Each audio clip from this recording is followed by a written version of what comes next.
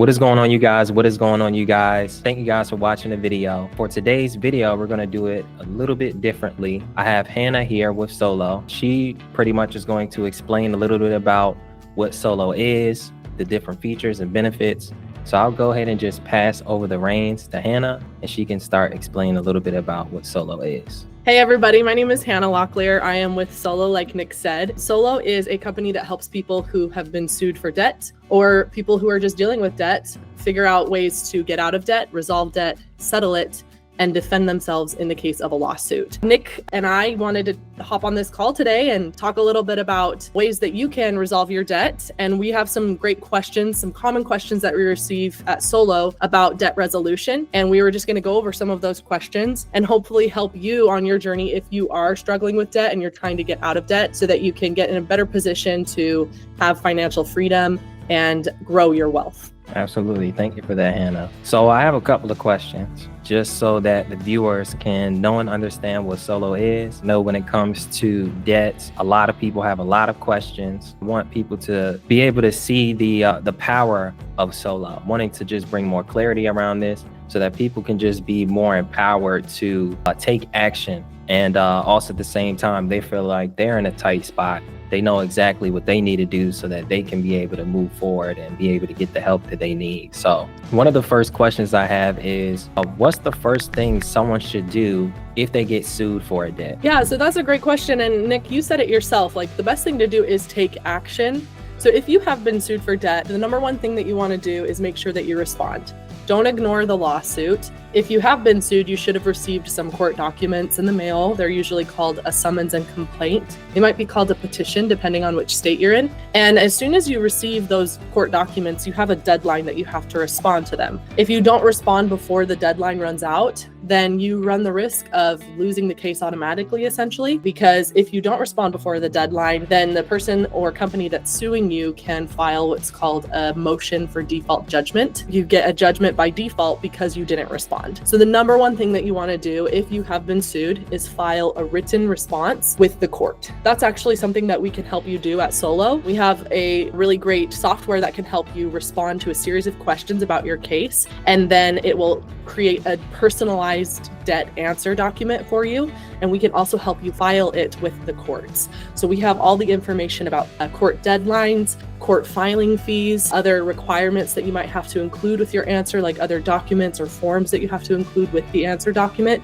But yeah, the number one thing that you want to do is make sure that you respond, because if you don't respond, then you'll probably automatically lose. And if you automatically lose, then your chances of settling the debt might be a little more difficult. It's not impossible, but it might be a little harder. And there's a chance that the debt collector would try to garnish your wages or put liens on your property or come after your property. So yeah, that's the number one thing you want to do. Like Nick said, take action, file a response. And if you have like a court date or a trial scheduled, make sure to show up.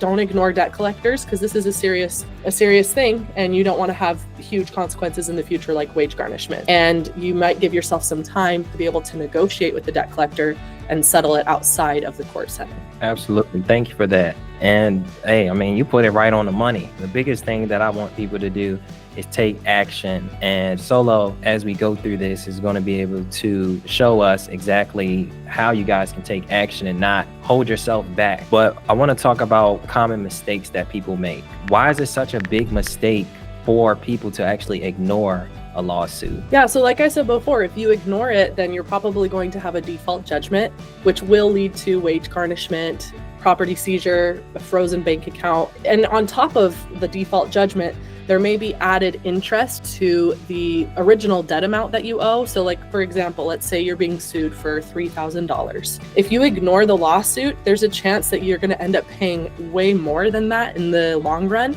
because they might add up court costs, legal fees, attorney fees, as well as post-judgment interest. So you could originally maybe have owed $3,000 for the debt, and you end up paying like thousands more just because you didn't respond.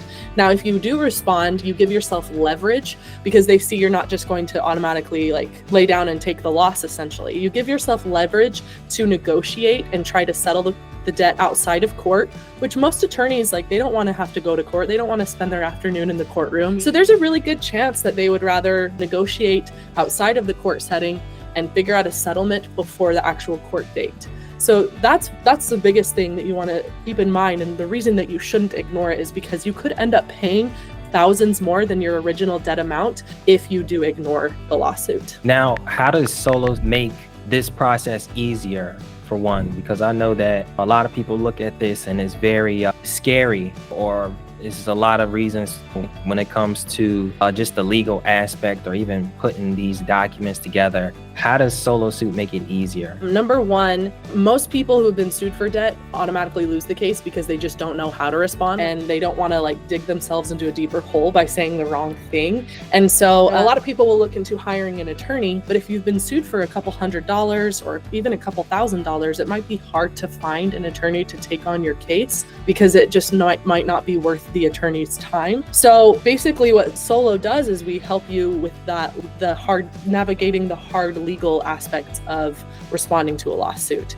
So again, Solo's not an attorney. We're not a law firm. We don't represent people in these types of cases. We help people represent themselves. And so the way that it makes it easier is it's kind of like TurboTax, like where you get on and you respond to like an interview of questions about your case. So we'll ask you like, where are you being sued? Which court is it in? What's your case number? How much are you being sued for? And then we'll ask some details about like the history of the debt. Like, when was the last time you made a payment on it? Is it past the statute of limitations, which is the deadline that collectors have to be able to file a lawsuit? So we'll ask a series of questions like that. And then based on your answers, our software creates a personalized document with all the legal language that you need to be able to defend yourself in the case. But beyond that, I think the biggest thing that makes it easier for people, because anyone can go online and like fill out a debt answer form. A lot of courts have like statewide forms that you can use, which are really helpful. But one of the hardest parts, but beyond that, is actually filing the documents with the court. So it can be difficult to know all the requirements, all the forms you have to fill out, the amount you have to pay if your court charges a filing fee, and just some courts only do electronic filing. So we know all the details of how to file the court documents for you, and that's another way that Solo makes it easier for you, not just to create your answer document, but to get it filed with the court and send a copy to the lawyer that's suing you to make sure that they're properly served with the legal documents. So number one, you could represent yourself. And number two, you guys are going to take care of the dirty work and file it for them. I just want to confirm that. Yeah, we totally do. So again, like I said before, no one really wants to spend their afternoon at the courthouse. And if you have like a full-time job or a family, you probably don't have a lot of extra time to like go and file your answer with the court. So we take care of that for you. You don't have to do anything except for answer a few questions about your case, and then Solo handles the rest for you. What if somebody goes through this?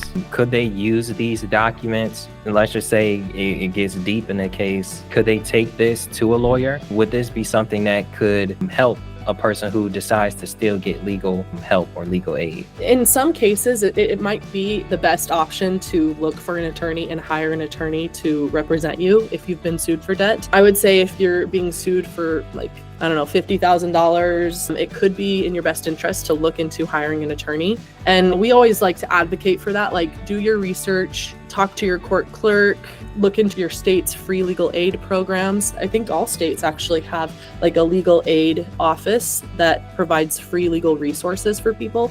So definitely like use all the resources that are available to you. And if you're being sued for a high dollar amount, it could be in your best interest, like I said, to find an attorney. But the best thing about the Solo debt answer is that it helps you just at least to start the process and like get on the right track. Because again, once you receive those court documents, the clock is ticking. You might have as little as 14 days. You might not have enough time to find an attorney in that little window. But if you file your answer, you avoid the default judgment, and then that could give you time to figure out other options like finding an attorney to help you with the rest of the case, or maybe negotiating debt settlement and trying to settle outside of the court. I think that there's people who are on both sides of the spectrum where they want to do it themselves, they want to take matters into their own hands. And then there's other people who just want that cushion just in case. So it's good to know that Solo will essentially make it so that you can do it yourself, but also make it easier for even if you do want to get legal help. I kind of want to shift gears a little bit and talk a little bit about the negotiation process. If somebody already owes debt, what is the best way to settle it? In a lot of cases, you might be sued and you think that the debt might not be valid, or maybe it's like a fraudulent debt, they're coming after the wrong person. Like, you definitely want to respond and defend yourself in that case and probably like go through the whole process until the case gets dismissed, right? But if you've been sued, or even if you haven't been sued, you've just been contacted by a debt collector, you know that the debt is valid. Millions and millions of Americans have credit card debt or other types of debt. So it's not uncommon for a debt collector to contact you about that. And if that the debt is valid, there are lots of ways that you can negotiate. But I think the number one thing to keep in mind is communication. It's probably not everyone's like idea of a fun time to call a debt collector and just like spend your afternoon talking to a debt collector. But really, there is a lot of power in being proactive and communicating openly and clearly and honestly. If you have like legit reasons for not paying your debt, like if there's a real reason that you've fallen behind on your payments, let's say you got sick or a loved one passed away and you're dealing with that, or maybe you lost your job or your income changed, or maybe there was some sort of like a unexpected life event that has made it hard for you to stay on top of your bills, you can tell that to the debt collector. You can explain that and just be honest and open. Most debt collectors are trained to be compliant with federal laws that protect people who owe money. Debt collectors cannot threaten, harass, or be unfair when they try to contact people and collect debt from them. So most debt collectors are trained to be fair and work with you. That doesn't mean that it's like a fun conversation to have necessarily, but being open and communicating clearly will set you on a better path to have a better chance of settling the debt. And in many cases, debt collectors will accept less than the full amount if you are not in a position to pay the full amount. Let's say, for example, you're being contacted about a $5,000 debt, and maybe you have like a $3,000 saved up that you could pay right now to just clear the debt. You could offer that and negotiate with them until you come to an agreement, and there's a chance that they would accept like a lower amount. In a lot of cases, we see like anywhere from 40 to 80% often debt collectors are willing to settle for that little. In some cases, they'll settle for even less. There's so many factors that play into it. But to answer your question, Nick, about how to negotiate, just be open about your circumstance. If you're experiencing life events that have made it hard to pay off your bills, explain that to the collector. Determine how much you can afford to offer to settle the debt, and then actually with your first offer maybe offer a little bit less than that full amount that you can pay. So again, for example, if you're being contacted about a $5,000 debt and you have enough to pay off like $3,000 today, maybe to start offer them $2,000, and then they'll come back with another offer. They might be like, no, we'll take $4,500, and then you can kind of increase until you hit that sweet spot and come to an agreement. Okay, yeah, that really does help. I like that you said that you gave us a percentage. Like you said, like a good rule of thumb is around 30 to 40% of the debt. That gives people a gauge of where they can start. But also at the same time, lowball them. I mean, obviously, don't go too crazy, but hey, start low so that they can kind of meet you in the middle to get to what you really can offer them. In some cases, they may accept the low ball. Definitely think that this is good for people to know, because a lot of times people think that they don't have to, that they can't settle from their end, or they can't move offensively in this case. And now you can actually be on offense and say, well, I kind of make the choices, I make the changes, or I determine what I give to you guys. And just given the fact that under the Fair Debt Collection Practices Act, that they have strict guidelines that they must follow in order to protect you as a consumer so that they don't get sued. I think that is super important to just exercise your right, and also at the same time challenge them and say, hey, look, man, this is what I got. You can either take it or leave it, just to give them some space to just negotiate with you So I think that that's good to know. A couple things to keep in mind as you negotiate. If you have already been sued, the negotiation game might be a little bit different than if you have just been contacted by a debt collector, but there's no lawsuit yet. Once the collector has gone to the trouble of hiring a law firm and paying some court costs and legal fees to start a lawsuit, it might be a little bit more difficult to negotiate like a super low settlement. So a super low offer, if you've already been sued, might be a little bit harder to secure. But like Nick said, I do think it's best to start low and then give yourself some room to grow. But make sure that your offer is fair enough. If you owe $5,000 and you say, I can pay off $1, they're probably not going to even take you seriously. They might not even respond at all. So give them like a fair and a real offer that would catch their attention and make them see that you're serious about trying to pay off the debt. And then open negotiations. Okay, I've also heard that debt collectors get it for even less, but obviously if you're being sued, that's different.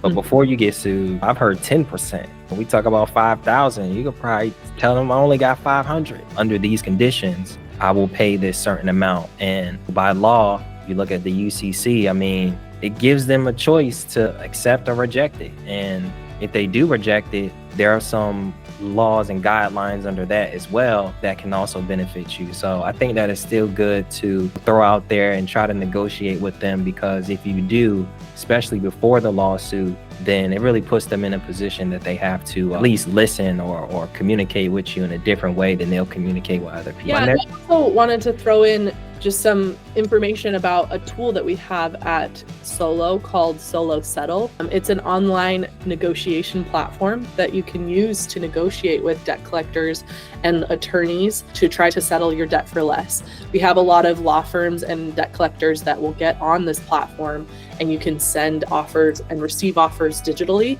so that you don't have to like wait on hold for 30 minutes and talk to collectors on the phone, which is pretty intimidating. Instead, you can do it all digitally, and our tool helps you use proper legal wording when you send and receive offers. And we also help you get the agreement in writing, like document it and get it signed by both you and the debt collector to make sure that it's like official, especially in a court setting. We actually recently did a study of like 1,000 people who used SoloSuit to negotiate their debt and settle. We found that the average settlement amount was 78%, which is pretty good, especially when you consider if you lost the case, you'd probably end up paying more than 100% of the debt amount because you have the court costs, legal fees, post-judgment interest, and other fees associated with it. It can help you save thousands of dollars to use tools like SoloSuit to negotiate, or even just to negotiate on your own. That's super big. Sometimes you don't have to go for it all. Sometimes you don't have to put yourself in a position to say,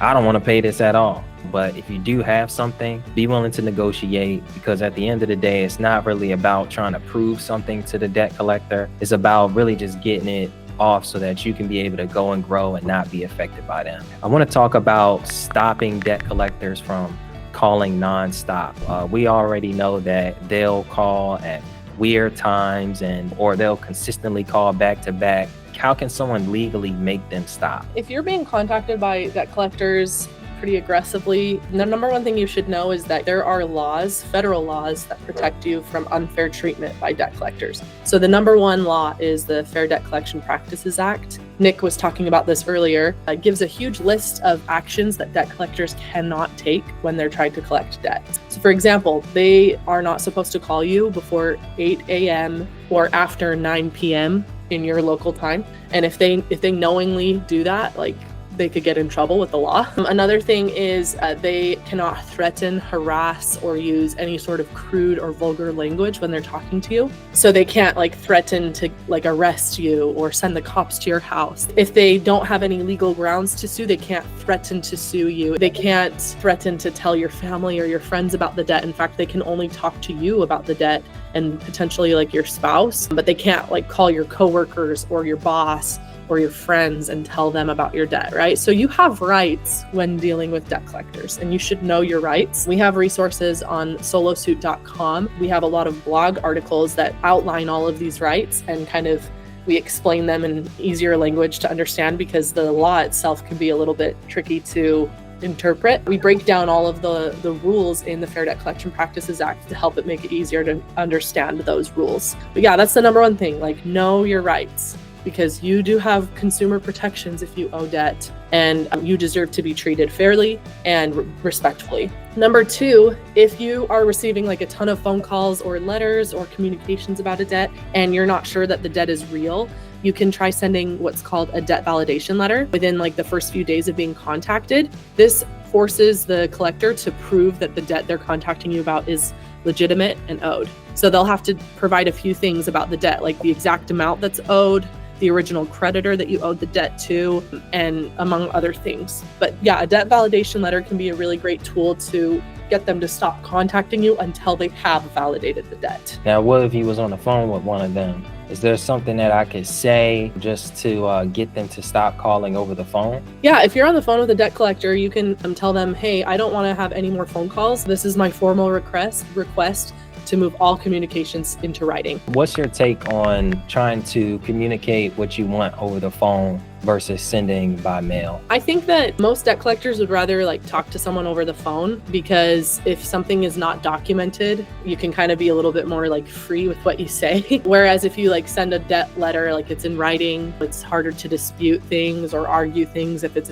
in writing. So most debt collectors prefer to actually negotiate and talk over the phone, but it's important, especially for consumers, to get everything in writing. So if you're like negotiating a debt and you're trying to settle it and you come to an agreement with the collector, get it in writing, because that'll prevent future issues if they ever try to come back and say, hey, you didn't pay off the full amount like we agreed, or they try to kind of go back on the agreement and change it. Get everything in writing when you're dealing with debt collectors. It'll help you protect your rights and avoid future legal issues. Let's just say they were to continue to call or do practice any other forms of harassment that fall under the FDCPA. Like, do we have the ability to sue them? Yes, so you can report violations of the FDCPA. There are several ways that you can do it. You can call your state's attorney general. You can file a complaint with the Federal Trade Commission, and you can actually, in some cases, be eligible for compensation. And you could even like sue the debt collector and earn up to $1,000 per violation that they made when trying to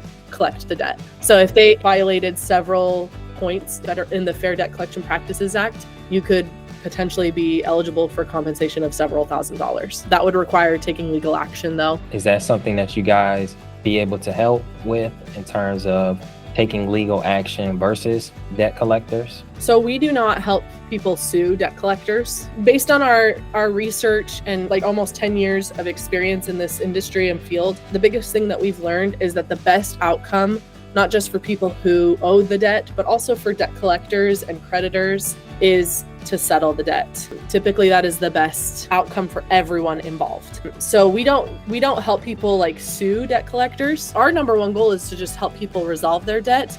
If you have been harassed by a debt collector, you should definitely look into your options. Solo can't help with that, but we can definitely help defend yourself in the case, avoid the default judgment, and then negotiate to settle the debt. Because like I said, in most cases, settlement is the ideal outcome, because you're able to save money, pay a little bit less than you originally owed, and then the debt collector is able to get the money that is owed, and both parties usually walk away feeling like there was a fair agreement. I think that's important to know, because even still, you can still use this as evidence if you decide to take that route. Look, I've tried to dispute it, I've tried to reach out to them, and they just either, if you get them ignoring you, or even you are able to document those harassments. Obviously, I would tell a person to seek legal advice and consult with an attorney. But if you're able to show them this and show them evidence of you trying to dispute and them just being neglectful, it's able to be used as evidence, would you say? Oh yeah, definitely. Like I said before, you want to get your communication in writing if possible, because all of that could serve as evidence if you decide to take legal action against a debt collector. It could also help you if you've been sued by the collector. You could prove to the court that you've in good faith tried to negotiate and settle the debt. The court might try to help you and the debt collector find an agreement and settle within a court setting. But yeah, getting everything documented is definitely going to be a huge benefit. Excellent. What's the biggest piece of advice you would give to someone dealing with debt collectors? Debt collectors are humans too. They have a hard job to do. While yes, it's inconvenient and annoying to get a call from a debt collector, It doesn't mean that they're just trying to harass you or make your life miserable. In many cases, debt collectors will work with you to find a resolution. And that might mean that you can end up saving thousands of dollars by just communicating with the debt collector. So don't ignore debt collectors. Know your rights under the FDCPA, like we talked about. Know that debt collectors cannot harass. They cannot incessantly call you. They can't call you at weird hours of the day. They can't threaten you. So knowing your rights will help how to engage with debt collectors. But more than anything, I would just say, don't ignore debt collectors. Either negotiate to settle the debt. You can use tools like SoloSuit to negotiate online and move everything digitally so that you get everything in writing and you don't have to call. Or you can, if you've been sued for the debt, be sure to file an answer before your state's deadline and avoid that default judgment, which will give you other options to look for ways to resolve the debt, either in the court setting or outside of the court setting. Okay, and I kind of want to piggyback off that. A good piece of advice is just to the aspect of them being human too. Don't be rude, but don't be mean. Honestly, that will make it even worse. You can be firm without being disrespectful or mean to the person, because sometimes those people that are reaching out, they're just reaching out. They're just the agent. And if you're being just cooperative and respectful over the phone, they may even be more inclined to help you even more. That's a piece of advice I would give, because I know a lot of people who get frustrated because of debt collectors. They want to fight, they want to prove something, and they want to come out on top. But at the end of the day, the whole premise of this is just resolving the debt. And also be punctual. Like we went over, not to ignore them and to deliver whatever information you need to deliver in a timely manner. I think that that's super important, that people truly take that part serious and just move in good faith, like you said, and just be professional, because all of that is just going to make you look even better if you get to court. Yeah, I agree with everything you said. Where can people go to get help with responding to lawsuits and settling debt the right way? There are a lot of resources out there. Like I said, most states have free legal aid programs that you can access. You can get forms from the court's website that will help you if you've been sued. There are attorneys out there that you can hire to help represent you in the case. All sorts of free resources. If you live in California, you're being sued, go on Google and type in free legal aid California and type in your county. And I'm sure you can find a lot of documents and advice and articles that will point you in the right direction. You can also use Solo to draft and file a response to your lawsuit, and then also SoloSuit to negotiate the debt online and get it resolved before your court date. So if you go to SoloSuit.com, we also have a blog with tons of resources, templates, forms, and examples that will help you navigate the process and figure out what the best option and the best steps to take for your particular case would be. Well, before we kind of go, did you have any questions for me? Yeah, I guess my question for you, Nick, is have you ever personally dealt with debt? And if so, do you have any specific personal advice from experience that you would offer people? Yes, I have. I don't know if I should throw out those companies, but I would say for me, it was a lot of trial and error. Won some, I've lost some, lost a lot in the beginning. But it put me in a space to really learn and be in a position that I am today to be able to help other people, just like you guys, and not be put in a position where you are in lawsuits and having to pay that or have a judgment. Not being able to know exactly what to send to the debt collectors or how to respond when I do receive responses, and just not being consistent. Those were some of my struggles in the beginning. But after I started to be more consistent, I started to respond in a timely manner, got over my frustrations, and just focused more on the goal of getting rid of the debt. I was able to get results. My biggest goal behind even doing this is so that it wouldn't hit my credit report. It's so that my credit would actually be good and I wouldn't have to worry about high interest rates and me not being able to get funded in the way that I want to be funded. Debt plays a huge part in your credit report. And for those of you out there that want to grow your credit and you have collections and things of that nature on your credit report, this is a tool that I wish I had when I first started out, because not only will they do the work for you in the aspect, but you're able to learn a great deal. Seeing the letters will put you in a space to say, well, okay, dang, I actually understand what I am reading, and in the future, I could probably do this on my own, and it builds more confidence. I would just say that the biggest thing I can put out there is you'll go through some trial and error, but if you can get some type of assistance, or if you can work with a company like Solo, then definitely do it.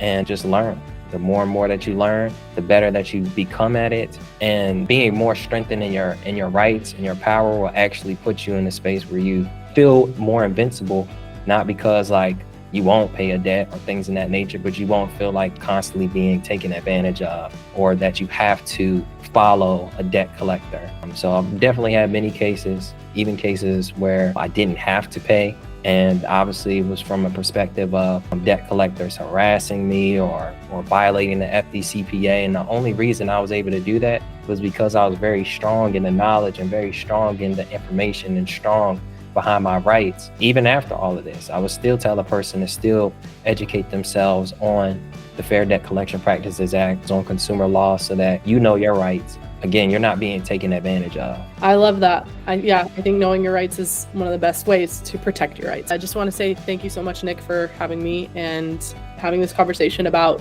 debt collection and debt resolution. I hope it helps people who are watching. Absolutely. And thank you, Hannah. I think a lot of people struggle with this. I have a platform of people who are wanting to build their credit, wanting to get rid of debt, or even be able to be in a better position when it comes to debt, or not have debt, have them in this mental slavery. And I appreciate the fact that you came on here, you gave us knowledge, not only about Solo, but even how we can overcome it ourselves. So I'm super appreciative. Thank you guys for watching the video and just tuning in to this one-on-one conversation about how you guys can overcome debt collectors and use SoloSuit to do it. Thank you guys once again, and we'll see you next time.